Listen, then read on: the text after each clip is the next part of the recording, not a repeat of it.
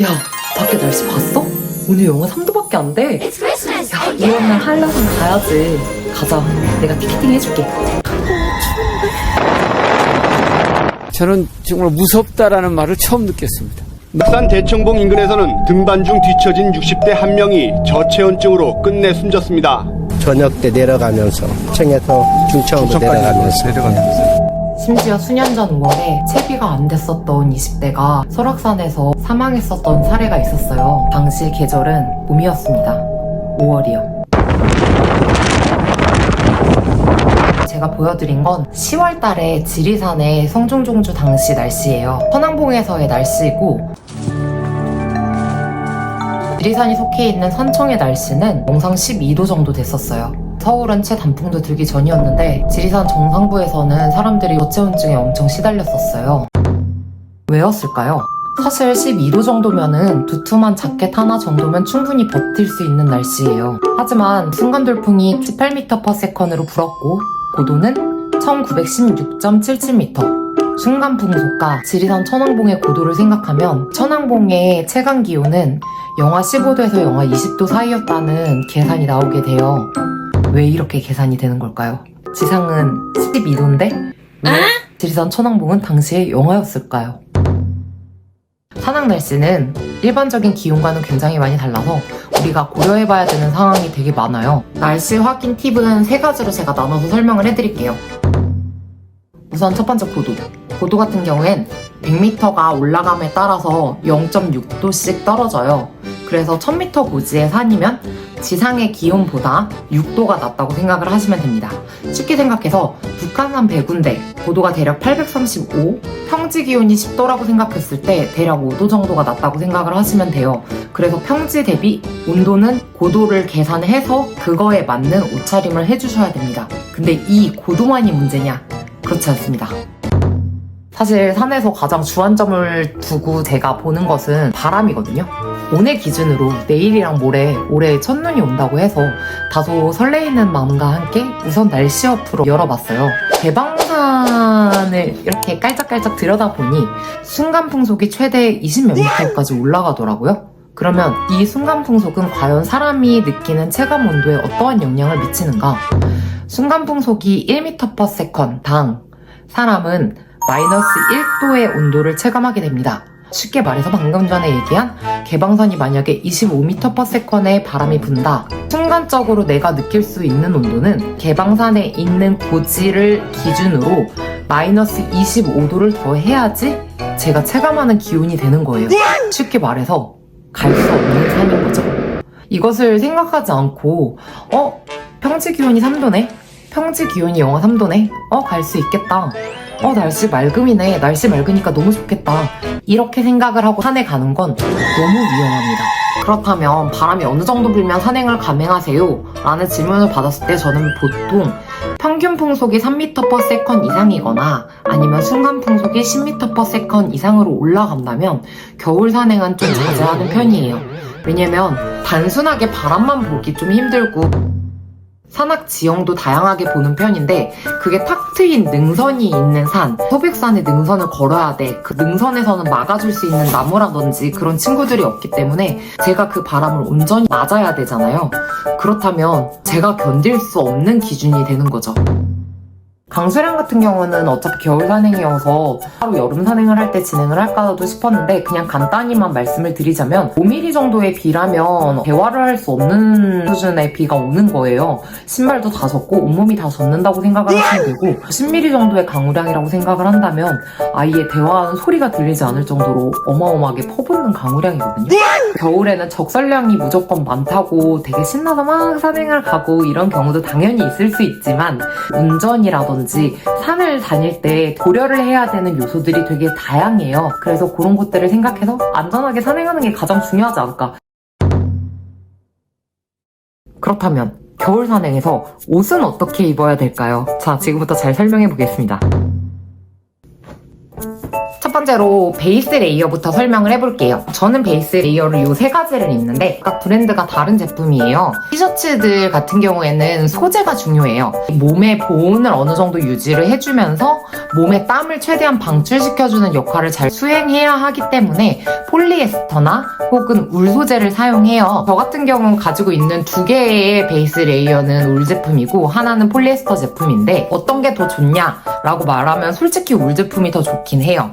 그럼에도 불구하고 폴리에스터 제품도 나쁘지는 않은 게 상대적으로 가격이 저렴하고 이 친구들 같은 경우는 조금 더 비싸지만 더 빠르게 마르고 몸의 열 같은 경우에도 빠르게 방출시켜주고 그래서 저체온증을 더 막을 수 있다. 꼭 이 울 제품을 구매해야 하느냐 그런 것은 아니고 되도록이면 울 제품을 구매하는 것이 나으나 자금적인 여력이 충분하지 않다면 폴리에스터 제품도 괜찮다. 요거는 여성분들을 위해서 제가 가지고 나왔는데 제가 인스타에서 오토복스라는 브랜드가 한국에 수입된 때부터 지금까지 쭉 앰베서더를 하고 있어요.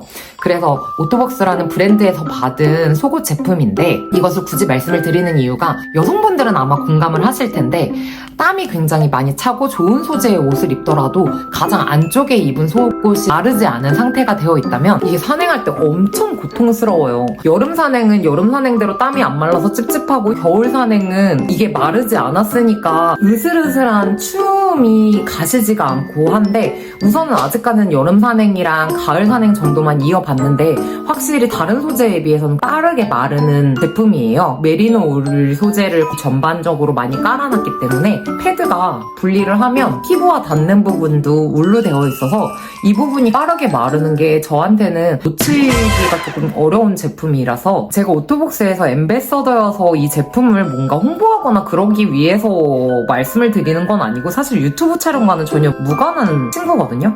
개인적으로 꾸준히 구매해서라도 착용하지 않을까? 두 번째 말씀드릴 거는 미드레이어. 미드레이어는 두 가지로 나뉘어요. 우선 소프트쉘과 하드쉘. 도대체 소프트쉘과 하드쉘이 뭐예요? 자켓들의 타입이 딱 만져보면 이 친구들은 몰랑몰랑한 소프트쉘 제품이고 이 친구는 바스락바스락 거리는 하드쉘 제품이거든요. 그러면은 왜 자켓을 두 가지를 겹쳐 입어야 되나요? 그냥 패딩을 입으면 안 되나요? 네, 안 돼요. 왜 안 되냐? 다운 제품 같은 경우는 당연히 몸의 보온을 가장 잘 해주는 제품이기 때문에 좋으나 그 친구들이 몸에 있는 열을 방출하지 못하고 땀을 흡수를 해요. 걔네가 먹고 있어, 물을 먹고 있는 상태에서 뱉지 않는 거야. 그럼 우리 피부랑 닿이는 부분이 다 물을 먹고 있으니까 우리는 오히려 저체온증을 겪게 돼요. 그래서 각각의 옷의 기능을 알고 입으셔야 되는데 이 친구는 보온의 역할을 해주는 친구예요. 통풍과 보온의 역할을 해주는 친구, 그리고 하드실 같은 경우에는 바람을 막아주는 친구, 발수를 해주는 친구, 밖에서 막 눈이나 비가 왔을 때 알아서 그것을 튕겨내주는 친구, 이렇게 이해하시면 될 것 같아요. 소프트쉘을 근데 두 가지로 나눠서 말씀을 드리긴 해야 될 것 같은데 플리스로 된 친구가 있고 합성솜으로 된 친구가 있거든요. 쉽게 얘기해서 우리가 후리스라고 부르는 친구와 솜잠바라고 부르는 친구 이 두 가지로 나뉘어요. 그래서 뭐가 좋냐? 그러면 딱 뭐가 좋다 이렇게는 말씀을 못 드려요. 왜냐면 이게 개인마다의 선호도 차이가 크기 때문에 누군가는 굉장히 땀이 많이 나는 체질일 거고 누군가는 추위에 엄청 약한 체질이고 그래서 각자 개인이 직접 입어보시고 판단하시는 게 좋은데 차이점을 말씀을 드리자면 플리스 같은 경우에는 통기성에 초점을 맞춘 제품이에요. 에어우디 제품이 대표적인 플리스 제품이고 통기성에 초점을 맞췄다 보니까 추위를 많이 타시는 분들은 조금 춥다라고 느끼실 수도 있고 이게 개개인마다의 차이가 좀 커요. 저 같은 경우에는 추위를 좀 많이 타는 사람이기 때문에 통기성보다는 좀 보온에 좀 더 초점을 맞춘 이런 친구들을 이제 소프트쉘로 가지고 있는데 이 세 가지 제품은 대표적인 솜잠바 제품들이에요. 그렇다면 모글리야 솜잠바 너 어떻게 골라? 무슨 기준으로 골라? 전 보통 입어보고 골라요. 솜잠바도 다양한 솜잠바가 나오는 브랜드들이 제법 있어요. 이런 경우 두께감이 각각 다 다르단 말이에요. 그 운행했을 때 나한테 적합할지 입어봐야지 그 두께감을 측정할 수 있기 때문에 가진 솜잠바들과 보통 비교해서 입어보는 편이고요. 하드쉘은 그럼 무엇이냐? 이해하기 쉽게 설명하자면 고어텍스. 그럼 고어텍스란 무엇인가? 고어텍스는 옷 소재인 것도 맞지만 원래는 브랜드 이름이에요. 고어텍스라는 회사에서 개발한 제품이 고어텍스라는 소재가 있는데 방풍도 되게 잘하고 바람이 불어주는 것도 잘 막고 그리고 비가 오면 그것을 되게 잘 막아주더라. 갈수가 되면서 물들이 튕겨나가더라. 이런 것들이 고어텍스 제품이에요. 꼭 고어텍스 딱지가 붙은 친구를 사야 돼요?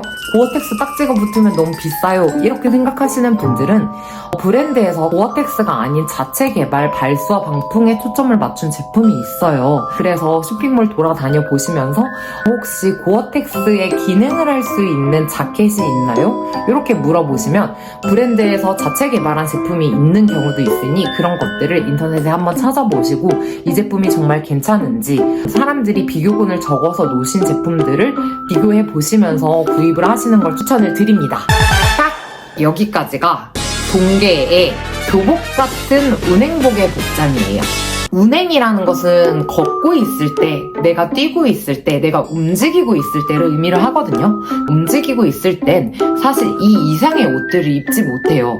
저도 추위를 엄청 많이 타는 편이고 영하 20 몇 도 이런 산행도 해봤지만 그럼에도 불구하고 운행을 하고 있을 땐 그 이상의 옷을 입으면 열을 발산할 수 없기 때문에 그래서 이 정도 복장이 가장 최선이고 만약에 운행 중인데 능선을 올라타서 바람을 막아주는 나무라든지 그런 것이 없다. 그렇다면 이제 추가되는 제품군 하나가 경량 패딩인데 가지고 있는 제품은 이 제품 하나예요. 산 정상 위로 올라갔을 때 능선이 쫙 다 트여있고 그런 데서는 베이스 레이어, 미드 레이어 2개 이렇게만으로는 몸의 체온을 유지시켜줄 수 없는 경우가 있단 말이에요. 그렇기 때문에 이 친구까지 위에 레이어드해서 입어줍니다. 그럼 모글리야, 산에서 밥은 안 먹어? 라면이라도 하나 말아가지고 먹을 수 있잖아. 그럼 너 어떻게 할 건데?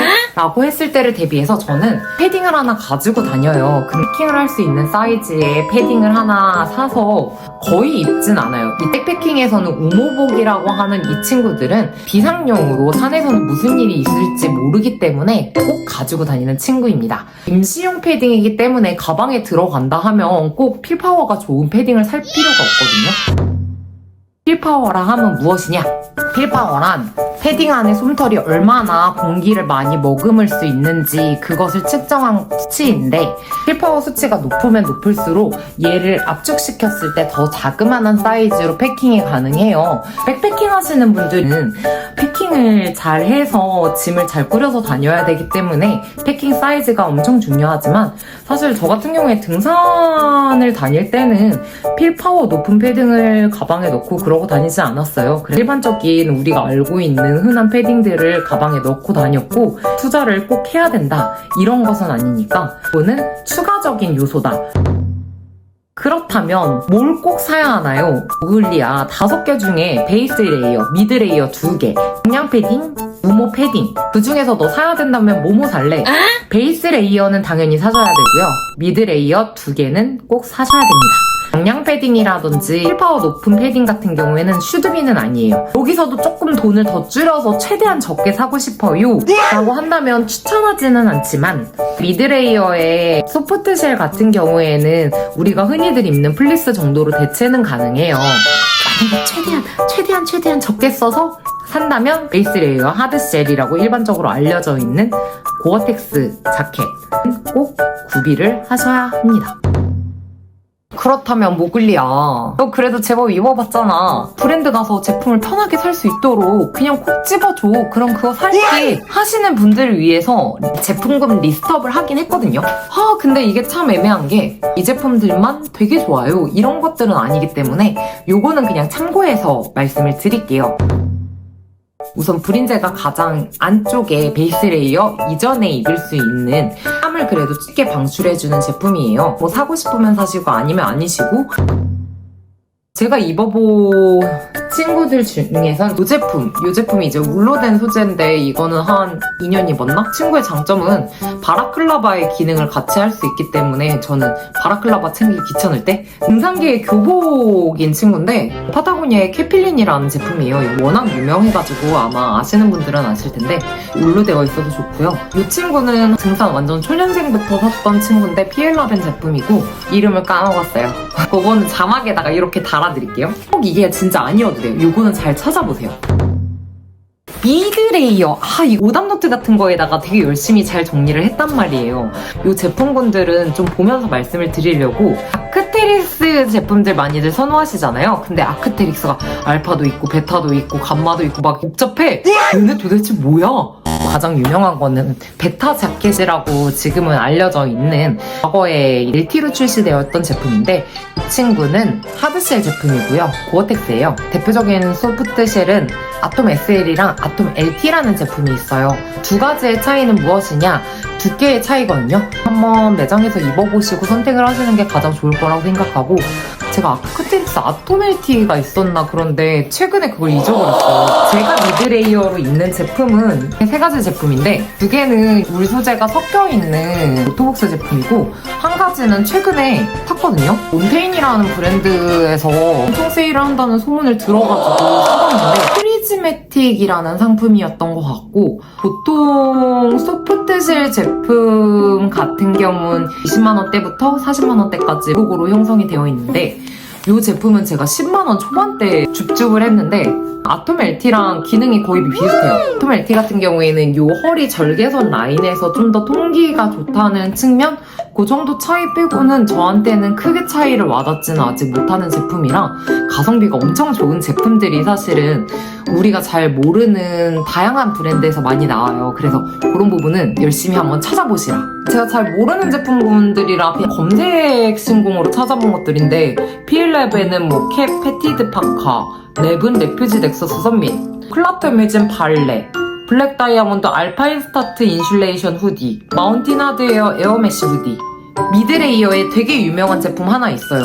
파타고니아 미드레이어가 나쁘지 않다고 평이 제법 좋더라고요. 아톰 LT보다 좀 더 두께감이 있는 재질로 사람들이 많이 평가를 하는데, 파타고니아의 나노에어 이 제품도 미드레이어에 속합니다. 지금까지 다 말씀드린 미드레이어 제품들은 솜잠바군이고, 플리스 제품의 대표적인 거는 파타고니아의 아라네어 후디라는 제품이 등산인들한테는 약간 교복 같은 제품이라, 고어텍스 미드레이어 하드쉘 제품군은 아크테릭스는 아까 말씀드렸다시피 베타 LT 제품이 제일 유명하긴 한데, 지금은 베타 자켓으로 이름이 바뀌어서 나오고 여기 벤틸레이션이 겨드랑이에 없어졌고, 사실 그 정도 고가 라인까지는 안 가도 되거든요. 저는 처음에 아크테릭스에서 샀던 제품이 제타 SL이라고 하는 지금은 단종된 제품을 구매를 했었는데, 벤틸레이션이 꼭 필요하냐? 레이어가 좀 더 겹겹이 되어 있어야 되느냐? 한국산을 등산할 때 그렇게까지 하지 않더라도 충분히 저는 가능하다고 생각을 하긴 하거든요. 나름 7년차. 아무튼 그렇게까지는 추천을 드리진 않고요. 자체 개발 소재도 노트북스의 이 제품 같은 경우에는 비가 살짝 내리는 상황에서 입어봤는데, 고어텍스를 대체하는 소재 같은 경우도 충분히 커버업할 수 있는 대체재가 있기 때문에 그런 것들도 잘 찾아보시기 바랍니다. 도대체 너가 아까 입는다고 했던 이 경량 패딩 이 친구 누구냐? 랩의 마이크로 라이트. 굉장히 유명한 경량 패딩이고요. 겨울 산행에서 옷과 유의만 한다면 충분한 것인가? 필수품은 없는 것인가? 빠밤. 1번 장갑. 장갑 같은 경우에 전 두 개를 무조건 챙겨요. 하나는 플리스 장갑을 챙기고, 하나는 무조건 방한 장갑을 챙겨서, 이거 두 개를 너무 추운 상황에선 레이어드를 하는데, 평소에 운행을 할 때는 플리스 장갑을 끼고 다니고, 아마 인스타그램을 꾸준히 보신 분들은 아시겠지만 제가 약간 특이한 장갑을 겨울마다 항상 끼고 다니는데, 이 제품 뭐예요라는 질문을 등산 바지에 대한 질문 다음으로 많이 받아본 것 같거든요. 매 겨울마다 항상 끼고 다니는 기본적인 장갑은 다이소의 손가락까지만 이렇게 끊어서 손만 보호해주는 장갑인데, 운행할 때는 보통 그 장갑을 많이 끼는 것 같아요. 꼭 챙기셔야 되는 것 중에 하나는 아이젠, 스패츠가 부착된 바지 같은 게 있어요. 제가 이제 주력으로 입는 PL라벤의 캡 트라우저 같은 경우에는 하단 부분을 보면 버클이 있어가지고 스패츠를 대신 할 수 있는데, 그 친구만으로 충분하냐? 그렇지 않습니다. 많이 쌓여있지 않은 상황에서는 어느 정도까지는 커버업이 가능할지 모르겠지만, 등산 안으로 투습이 돼서 양말이 젖고 신발이 젖어버리면 그거야말로 엄청 위험한 일이거든요. 하거든요. 그렇기 때문에 스패치와 아이젠은 꼭 챙기셔라. 무슨 제품이 좋냐 하면 이건 제가 써본 제품밖에 말씀을 드릴 수가 없는데 인스타그램에서 레키 앰베서더여서 이렇게 말씀을 드리는 건 아니고 레키 스패치랑 레키 아이젠이 진짜 짱짱하고 좋긴 해요. 그 아이젠 중에선 집신이라는 친구가 있거든요. 둘 다 써봤는데 전 둘 다 좋긴 하더라고요. 근데 좀 더 전 내구성을 생각하면 이왕이면 얼마 차이 안 나서 레키를 사겠다 나라면. 그리고 챙겨야 되는 것 중에 하나가 핫팩, 바라클라바 이런 거는 웬만하면 챙기세요. 특히 핫팩 같은 경우에는 동계 산행할 때 사진 예쁘게 찍으셔야 되잖아요. 근데 산행을 해보면 충격을 받는 상황이 생겨요. 배터리가 방금 전에 100이었는데 50이 돼. 갑자기 20이 돼. 광탈하는 상황이 생기거든요. 그래서 저는 동계 산행할 때 웬만하면 핸드폰에다가 발에 붙이는 핫팩을 하나씩 붙여놔요. 핫팩 같은 경우엔 소프트쉘 주머니 같은 데도 넣어놓고 핫팩은 알아서 잘 챙기시겠지만 꼭 챙기시고요. 바라클라바는 윗부분을 제외하고 나머지 부분을 싹 다 가려주는 친구예요. 열 손실을 최대한 막아주는 제품이기 때문에 추천합니다. 그리고 랜턴 웬만하면 챙기시는 게 좋아요. 동계 같은 경우에 해가 일찍 지기 때문에 혹시나 모르는 비상 상황이 발생할 수 있잖아요.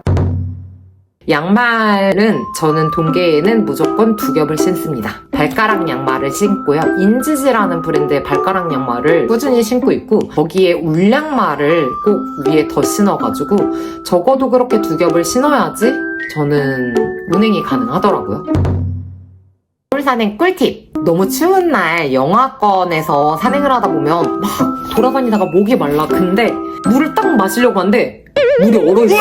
그래서 물이 한 방울도 안 나오고 이 생수병에 조등아리부터 얼기 때문에 이것을 방지하기 위해서는 2가지 방법이 있어요. 원초적인 방법은 이 생수병을 이렇게 우리가 꼽잖아요. 거꾸로 꽂으면 물병의 바닥면부터 얼기 때문에 얼어서 못 마시는 그런 상황 방지를 할 수가 있고 그 날진이라는 브랜드에서 나오는 좀 보온이 어느 정도는 가능한 물병이 있어요. 그래서 그 친구를 구입을 하시면 역시 물이 어는 것을 어느 정도 막아줄 수 있다. 마지막으로 아주 가벼운 코너를 말씀드리고 끝을 내려고 하는데 추천템! 이건 사실 없어도 돼요. 하지만 있으면 재밌다. 겨울 산행이 훨씬 흥미로워진다. 1번 눈오리. 눈오리는 다이소에 가면 되게 다양한 모양으로 팔거든요. 똥 모양도 팔고 산타클로스 모양도 팔고 루돌프 모양도 팔고 그래서 저도 올해 하나를 구비를 했는데 눈오리 제조기가 있으면 좋습니다.